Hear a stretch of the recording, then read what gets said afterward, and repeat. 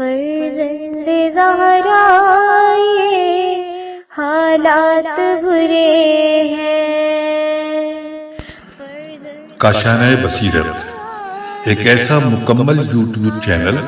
جس پر محروم بصارت کے لیے بالخصوص اور تمام افراد کے لیے بالعموم سینکڑوں کی تعداد میں اسلامی کتب دستیاب ہیں۔ لہذا گزارش ہے کہ آپ اپنی ذمہ داری نبھاتے ہوئے کاشانۂ بصیرت کو سبسکرائب کرنے کے ساتھ ساتھ بیل آئیکن کو پریس کیجیے تاکہ آپ علم کے حصول کے ساتھ ساتھ مذہب اہل بیت کی اشاعت میں بھی اہم کردار ادا کرتے رہیں۔ کاشانۂ بصیرت، کاشانۂ بصیرت، کاشانۂ بصیرت۔ فرزند زہرا یہ حالات برے ہیں۔ بسم اللہ الرحمن الرحیم۔ السلام علیکم سامعین، کاشانۂ بصیرت کا یوٹیوب چینل میں سیمی زوار ہم مل کر پڑھ رہے ہیں کلام امیر المومنین علی علیہ السلام، شرح نہج البلاغہ، تالیف آیت اللہ ناصر مکارم شیرازی، ترجمہ زیر نگرانی مولانا سید شہنشاہ حسین نقوی، پیشکش باب العلم دار التحقیق کراچی، اور یہ ہے ریڈنگ کا پارٹ نمبر 15 کتاب کے صفحہ نمبر 185 پہ ہم ریڈنگ کا آغاز کریں گے۔ اور یہ بتاتی چلوں کہ ہم خطبہ 186 کو شروع کر چکے ہیں، اور پچھلی نشست میں ہم نے جہاں پر آپ سے اجازت چاہی تھی وہ اس خطبے کا دوسرا حصہ، اس کا ترجمہ پڑھ لیا تھا اور اس کی شرح و تفسیر پڑھ رہے تھے۔ پڑھتے ہوئے پیج 184 تک پہنچے تھے، اور یہاں پر ہم نے سورہ سبا کی آیت نمبر 31 کا ترجمہ پڑھا تھا کہ اگر تم لوگ نہ ہوتے تو ہم ایمان لا چکے ہوتے، انورٹڈ کاما کلوز، سورہ سبا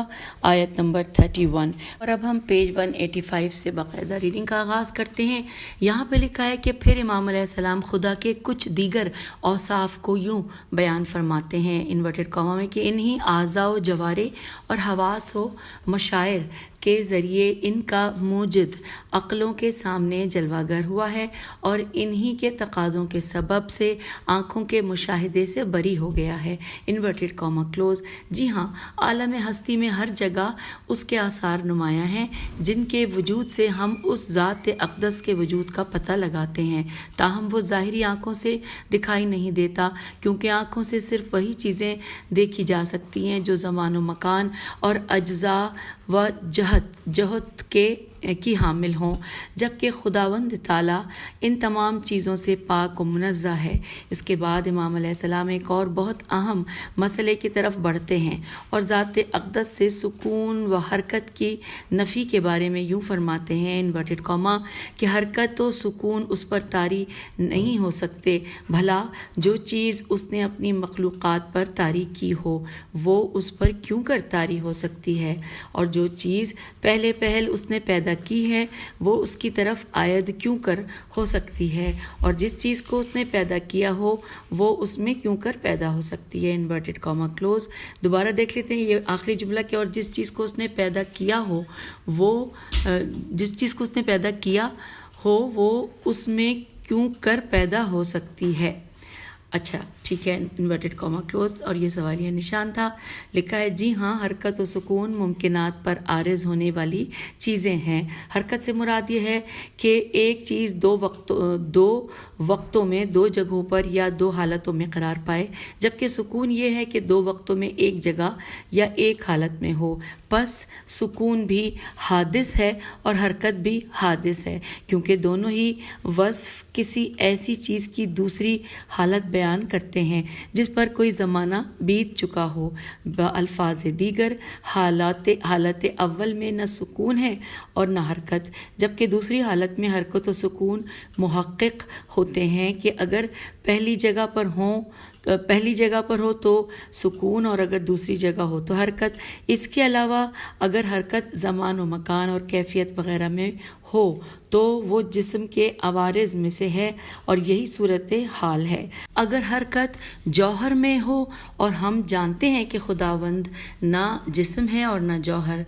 نتیجہ بحث یہ ہوا کہ حرکت و سکون خدا کی مخلوقات اور ممکنات میں سے ہیں اور ان کا واجب الوجود کی ذات اقدس پر ہرگز کوئی اثر نہیں ہو سکتا۔ آئیے پیج 86 پر لکھا ہے، اسی گفتگو کے تسلسل میں امام علیہ السلام اس موضوع کے دلائل سے متعلق بیان فرماتے ہیں اور اس کے لیے 8 دلائل ذکر فرماتے ہیں۔ پہلی دلیل یہ کہ اذن لتفاوتات ذاتہ، بریکٹ میں لکھا ہے کہ اگر حرکت و سکون ذات اقدس میں راہ پا جائیں بریکٹ کلوز تو اس کی ذات تغیر پذیر ہو جائے گی، جبکہ ہم جانتے ہیں کہ وہ ایسے وجود کا مالک ہے جو مطلق کمال کا حامل اور ہر قسم کی تغیر سے دور اور ثابت ہے۔ دوسری دلیل یہ کہ حرکت و سکون نفی نہ ہونے کی صورت میں لتجزہ کن ہو، اس کی حقیقت ذات کا قابل تجزیہ ہونا لازم آئے گا، کیونکہ حرکت کا لازمہ یہ ہے کہ ایک موجود کسی ایسی چیز تک پہنچے جو وجود ہی نہ رکھتی ہو، اور اس صورت میں اس کا وجود ما بالفعل و ما بالقوہ، بریکٹ میں لکھا ہے یعنی جو چیز ابھی ہے اور جو چیز بعد میں اس سے مل جائے گی، اور بریکٹ یہاں کلوز ہو گیا۔ پھر اس کو دوبارہ پڑھتے ہیں کہ اور اس صورت میں اس کا وجود ما بالفعل و ما بالقوہ سے مرکب ہوگا۔ تیسری دلیل یہ کہ ولم تنع من الازل نہ ہو، میم عین نون الف اور پھر ہے کے اوپر پیش ہے، لکھا ہے ازلیت کا مفہوم اس کے لیے ممتنع ہو جائے گا، میم تے نون عین، ممتنع ہو جائے گا، کیونکہ حرکت و سکون چنانچہ ہم نے عرض کیا دونوں ہی حادث ہیں، جبکہ اس کی ذات مقدس ازلی اور قدیم ہے اور حادث و قدیم کے درمیان اجتماع اور ملاپ ممکن نہیں۔ چوتھی دلیل یہ ہے کہ وَلَا كَانَ لَهُ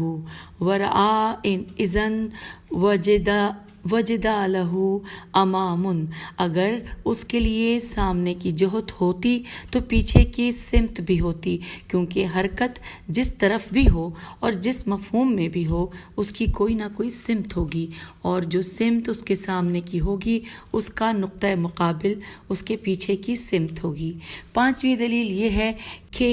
ولل تمست تمام زلزمہ نقصان،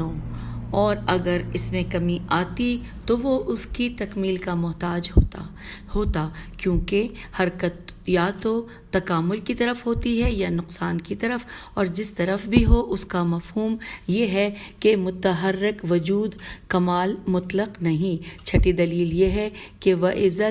لَقَامَتْ آیت المصنوع فیہ، اور اس صورت میں اس کے اندر مخلوق کی علامتیں آ جاتی ہیں، انورٹڈ کاما کلوز۔ ساتویں دلیل یہ کہ وَلَتَحَوَّلَ دَلِيلًا بَعْدَ أَنْ كَانَ مَدْلُولًا عَلَيْهِ، انورٹڈ کاما کلوز، اور وہ خود کسی خالق کی وجود کی دلیل بن جاتا حالانکہ ساری چیزیں اس کی ہستی کی دلیل ہیں، انورٹڈ کاما کلوز۔ آٹھویں دلیل یہ ہے کہ وہ اس مسلمہ امر کی روح سے کہ اس میں مخلوق کی صفتوں کا ہونا ممنوع ہے، اس سے بری ہے کہ اس میں وہ چیز اثر انداز ہو جو ممکنات میں اثر انداز ہوتی ہے، انورٹڈ کاما کلوز۔ یہ اس بات کی طرف اشارہ ہے کہ اس کا اثر ناپذیر اور ناقابل تغیر غلبہ اس بات کا سبب بنتا ہے کہ وہ حوادث کی صفات سے بری ہو، اور جو چیزیں اس کے غیر میں مؤثر ہیں وہ اس پر اثر انداز نہ ہوں، کیونکہ اس کی ذات اقدس ناقابل تغیر ہے۔ ہم آگے پیج 187 پر، اور یہاں پر فارسی کا ایک شعر ہے جس کا ترجمہ لکھا ہے کہ جو ذات تغیر ناپذیر ہے وہ تو ہے، اور جو نہ مرا ہے وہ نہ مرے گا، وہ تو ہے، انورٹڈ کاما کلوز. پھر لکھا ہے خلاصہ یہ کہ حرکت خواہ جوہر میں ہو یا عرض میں، کمیت میں ہو یا کیفیت میں، جیسے انسان یا پودوں کا رشد و نمو پانا، جیسے عالم طبیعت کے رنگوں میں ہونے والی دگرگونیاں اور سال کے موسموں میں سردی اور گرمی کا کم و زیادہ ہونا. پھر لکھا ہے کہ خواہ کمال کی طرف ہو جیسے کہ بچوں کی نشو و نما، یا پستی اور نقصان کی طرف ہو جیسے کہ انسان کا بوڑھا اور ضعیف ہونا. غرض ان میں سے کوئی بھی ذات الہی میں محقق نہیں ہے، کیونکہ وہ واجب الوجود اور کمال مطلق ہے، جبکہ حرکت صرف ممکنات اور نقصان پذیر موجودات کے ساتھ مختص ہے. اس کے علاوہ حرکت قابل تجزیہ ہونے اور حادث ہونے کی دلیل ہے، جو ذات بسیط و ازلی میں راہ نہیں پا سکتی. اور پھر امام فرماتے ہیں کہ وہ عدلتا بدلتا نہیں، نہ زوال پذیر ہوتا ہے اور نہ غروب ہوتا ہے، اس کے لیے روا ہے. اس کی کوئی اولاد نہیں اور نہ وہ کسی کی اولاد ہے، ورنہ محدود ہو کر رہ جائے گا. وہ آل و اولاد رکھنے سے بالا تر اور عورتوں کے چھونے سے پاک ہے. Inverted comma close. لکھا ہے بلا شبہ یہ تمام امور یعنی جنم دینا اور جنم پانا اور صاحب عیال ہونا جسمانی موجودات کی خصوصیات میں سے ہے، جبکہ اللہ تعالیٰ نہ جسم رکھتا ہے نہ جسمانی عوارض و خصوصیات. اس کے علاوہ یہ امور حادث ہونے کی بھی علامت ہیں اور محتاج ہونے کی بھی، جبکہ خداوند نہ حادث ہے اور نہ محتاج. پھر لکھا ہے کہ جملہ لم یلد فیکونا مولودن کا جملہ زندہ موجودات کی عام کیفیت کی طرف اشارہ ہے کہ ایک طرف کسی سے جنم پاتے ہیں اور دوسری جانب خود بچے پیدا کرتے ہیں. اس بنا پر حضرت آدم علیہ السلام جو صاحب فرزند تھے لیکن خود کسی سے پیدا نہیں ہوئے، ان کے بارے میں کوئی اشکال وارد نہیں ہوتا، کیونکہ حضرت آدم علیہ السلام ایک استثنائی فرد تھے. اس کے علاوہ اگر حضرت آدم علیہ السلام کسی سے متولد نہیں ہوئے تو مٹی سے پیدا ہوئے ہیں، اور یہ خود ایک قسم کی ولادت ہے. یہاں پر اب ہم پیج 188 پہ پہنچ گئے ہیں، 189 بھی ساتھ ہی پڑھیں گے، اور ہم پڑھنے جا رہے ہیں اس ریڈنگ میں اس خطبہ یعنی 186 کا تیسرا حصہ. اور عربی کا پیراگراف مولا کے کلام کا کہاں سے کہاں تک ہے، اس کا آغاز کا ایک لفظ اور اختتام کا آپ کی سماعتوں کی نظر شروع ہوتا ہے لا تنالہ الاوہاموں سے، اور ختم ہو رہا ہے لکانا الہن ثانین. ترجمہ پڑھتے ہیں تصورات اسے پا نہیں سکتے کہ اس کا اندازہ ٹھہرا لیں، اور عقلیں اس کا تصور نہیں کر سکتی کہ اس کی کوئی صورت مقرر کر لیں. حواس اس کا ادراک نہیں کر سکتے کہ اسے محسوس کر لیں، اور ہاتھ اس سے مس نہیں ہو سکتے کہ اسے چھو لیں. وہ کسی حال میں بدلتا نہیں اور نہ مختلف حالتوں میں منتقل ہوتا رہتا ہے. نہ شب و روز اسے کہنا کرتے ہیں، نہ روشنی و تاریکی اسے متغیر کرتی ہے. وہ نہ اجزاء سے موصوف ہوتا ہے اور نہ جوارح و اعضاء سے، نہ کسی عرض سے متصف ہوتا ہے اور نہ غیریت اور جزیت سے. اس کے لیے کسی حد اور اختتام اور زوال پذیری اور انتہا کو کہا نہیں جا سکتا، اور نہ یہ چیزیں اس پر حاوی ہیں کہ خواہ اسے بلند کرے اور خواہ پست یا چیزیں اسے اٹھائے ہوئے ہیں کہ چاہے اسے ادھر ادھر موڑیں اور چاہے اسے سیدھا رکھیں. نہ وہ چیزوں کے اندر ہے نہ ان سے باہر. وہ خبر دیتا ہے بغیر زبان اور تالو جبڑے کی حرکت کے. وہ ہے بغیر کانوں کے سوراخوں والے آلات سماعت کے. وہ بات کرتا ہے بغیر تلفظ کے. وہ ہر چیز کو یاد رکھتا ہے بغیر یاد کرنے کی زحمت کے. وہ ارادہ کرتا ہے بغیر قلب اور ضمیر کے. وہ دوست رکھتا ہے اور خوشنود ہوتا ہے بغیر رقت تباہ کے. وہ دشمن پر غضبناک ہوتا ہے بغیر غم و غصے کی تکلیف کے. جسے پیدا کرنا چاہتا ہے اسے ہو جا کہتا ہے، اور جس سے وہ ہو جاتا ہے بغیر کسی ایسی آواز کے جو کان کے پردوں سے ٹکرائے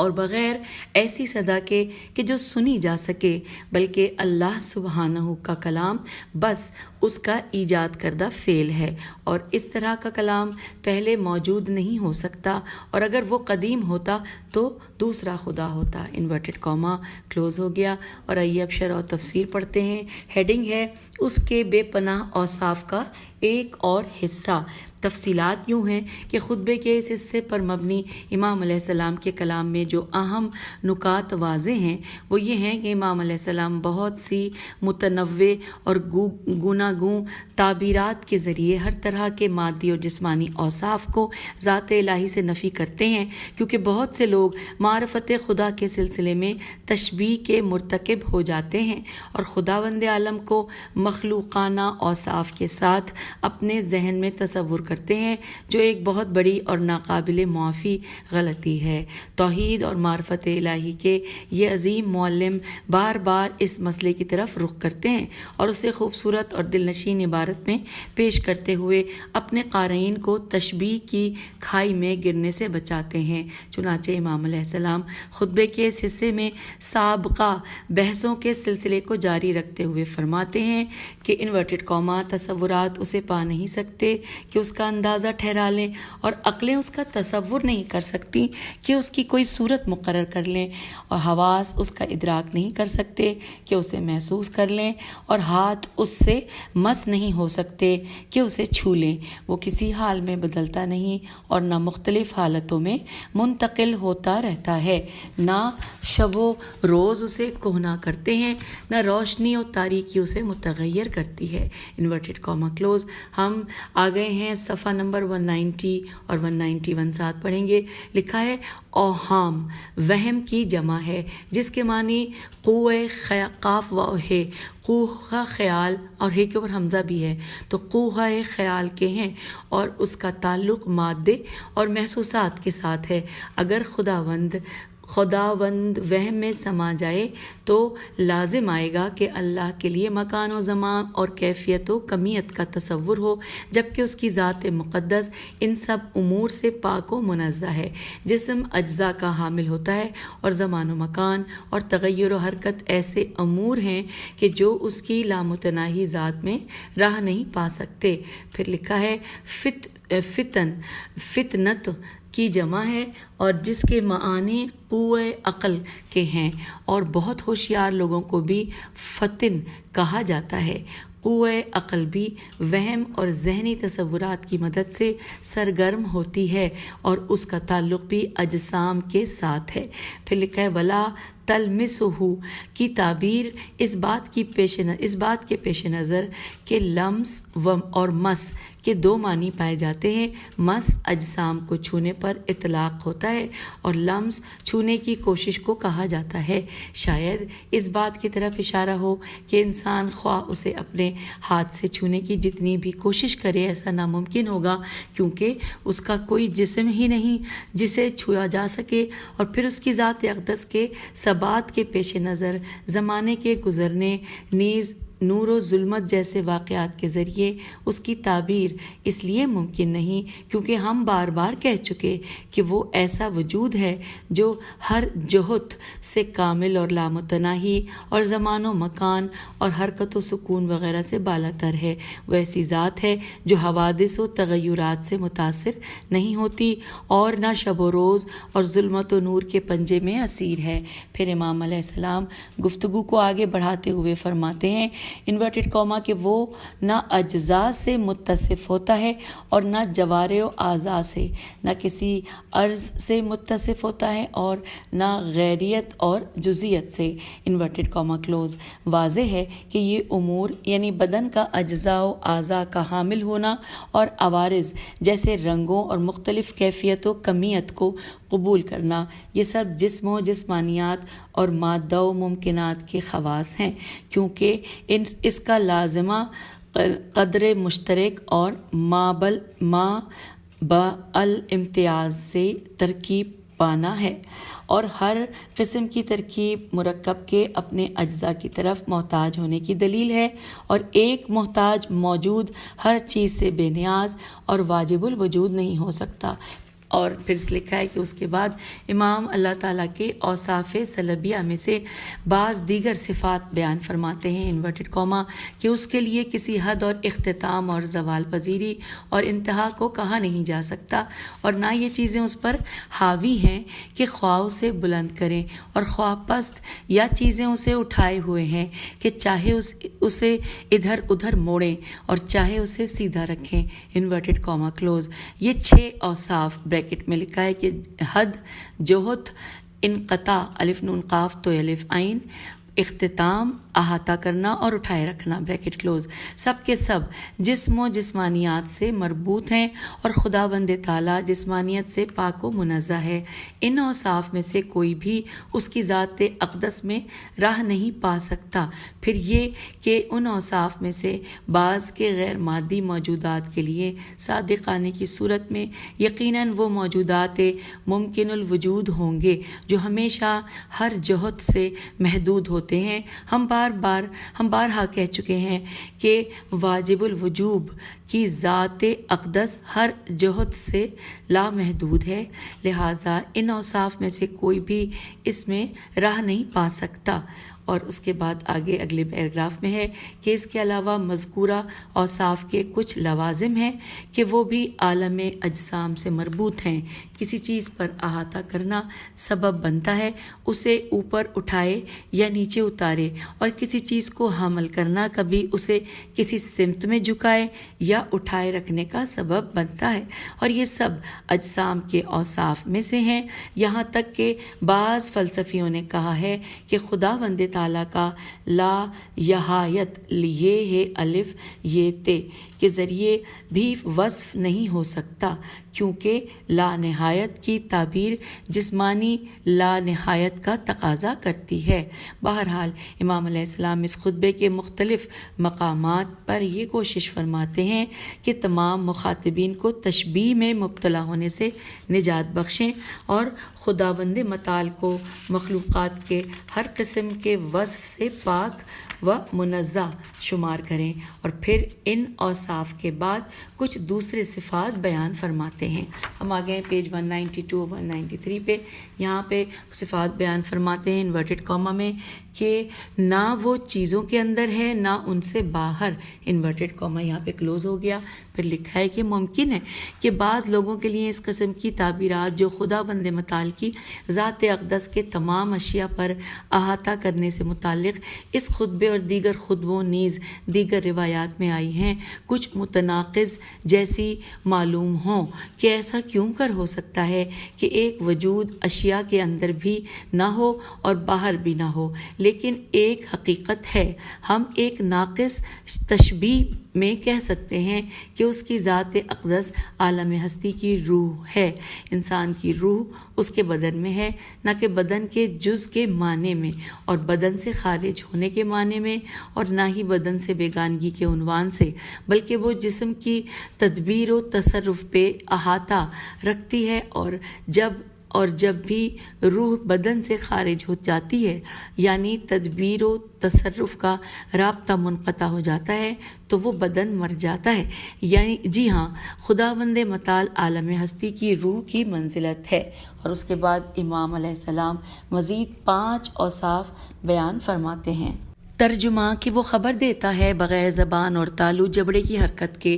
وہ ہے بغیر کانوں کے سوراخوں والے آلات سماعت کے، وہ بات کرتا ہے بغیر تلفظ کے، وہ ہر چیز کو یاد رکھتا ہے بغیر یاد کرنے کی زحمت کے، وہ ارادہ کرتا ہے بغیر قلب اور ضمیر کے، inverted comma close. Next paragraph میں ہے کہ یہ اس بات کی طرف اشارہ ہے کہ سمیع، حفیظ، متکلم اور مرید جیسی صفات کا اطلاق اس کی ذات اقدس پر ہوتا ہے، لیکن عوارض جسمانی اور مادی اسباب سے عاری ہو کر، کیونکہ وہ نہ جسم ہے اور نہ مادہ۔ اگر وہ کلام کرتا ہے تو صوتی امواج کو موسیٰ بن عمران علیہ السلام یا دوسروں کے لیے فضا میں ایجاد کرتا ہے، اور اگر وہ ایک ہے یا حفظ کیا ہوا ہے تو ان معنوں میں ہے کہ اس کا علم تمام کلاموں اور باتوں پر ہے اور اس کی آگاہی تمام گزشتہ حوادث پر محیط ہے، جو حفظ و شنوائی کا نتیجہ اور خلاصہ ہے۔ دوسرے الفاظ میں یہ تعبیرات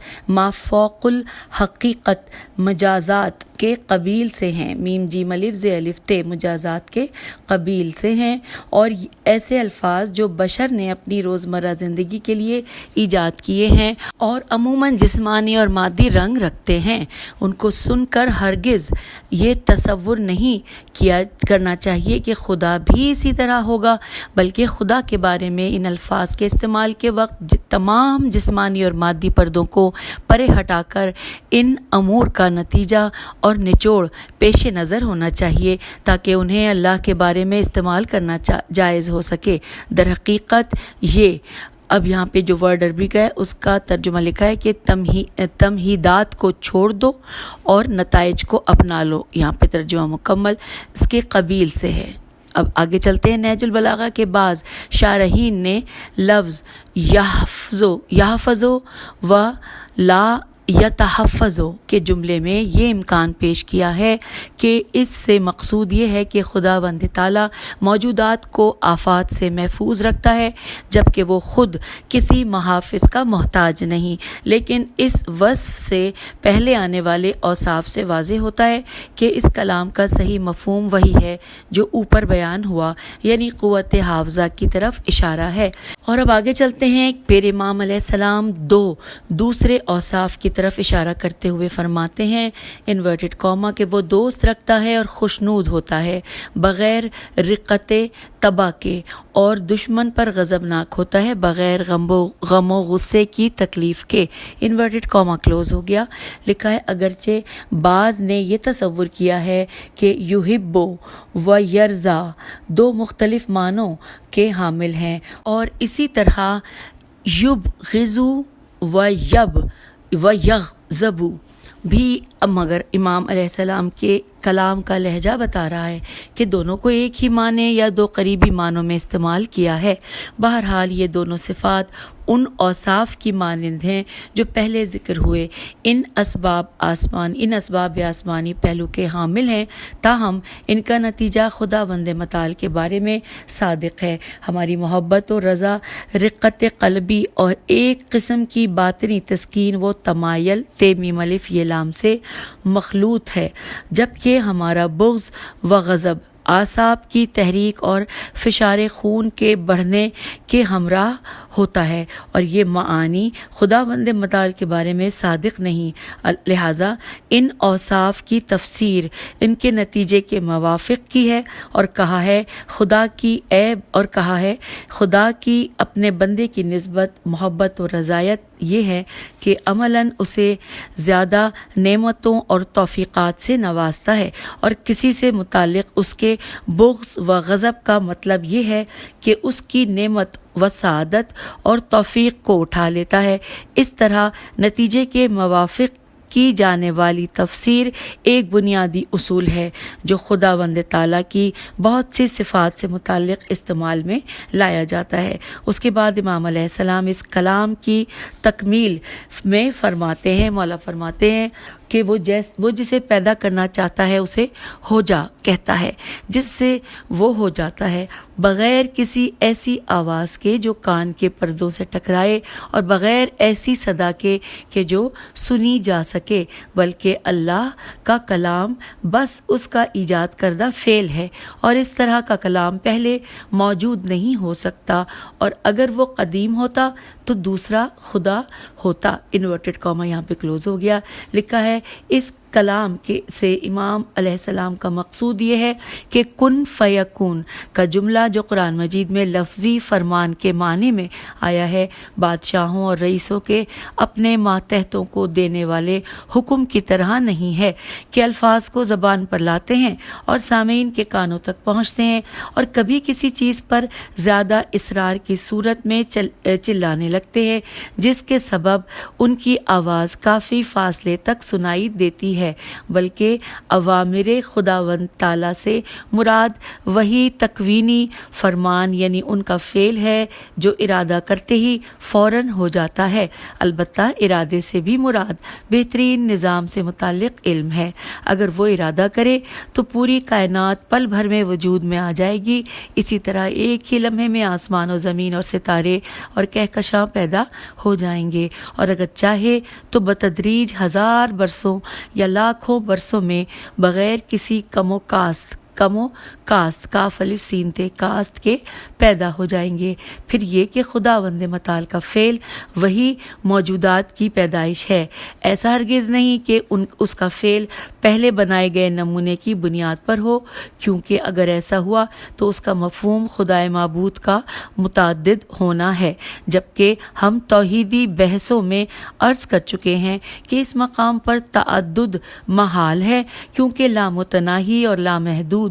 وجود کسی بھی جہت سے تعدد پذیر نہیں ہوتا۔ جیم ہیتے جہت۔ اور سامعین یہاں پر اس کی جب شرح ختم ہوئی ہے تو یہاں پہ نقطہ کوئی نہیں ہے، تو ہم پیج 194 اور 195 کو پڑھ رہے ہیں، اور اب تیسرا حصہ مکمل ہوا خطبے کا اور چوتھا حصہ آغاز ہونے لگا ہے۔ آئیے ہم یہاں پر